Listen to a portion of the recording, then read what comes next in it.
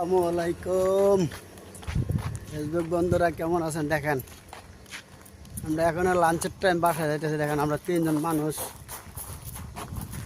দোকানে কাজ করি, সবাই দোকান বন্ধ করছি, এই যে বাসায় চলে যাইতেছি। দেখেন, ওর মাথার উপরে একটা সাইলের বস্তা আছে 10 কেজি ওজনের। সালের বস্তার বারে আমার ফ্যান খুলে দেবো। সাইলের বস্তা বাড়ে আর বলে ফ্যান খুলে কথা। দেখেন, আমরা তিনজন মানুষ, তিনজন আমরা এক দোকানে কাজ করি লাঞ্চের টাইম।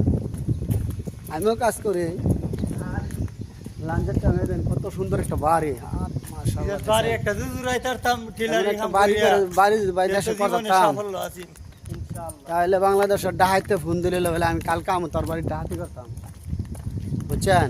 ডাহাই তাইলে হইলে মোটিয়া তো করতে হইলে যে গড়ের তলে এই সে বাংলাদেশের পরিস্থিতি। আর এই দেশে কত সুন্দর সুন্দর বাড়ি ঘর, এই যে দেন আরেকটা বাড়ি আছে, এই যে আরে বাড়ি রে। আর একটা ডাহাম আছে। রাখি, সবাই ভালো থাকবেন, আল্লাহ হাফেজ।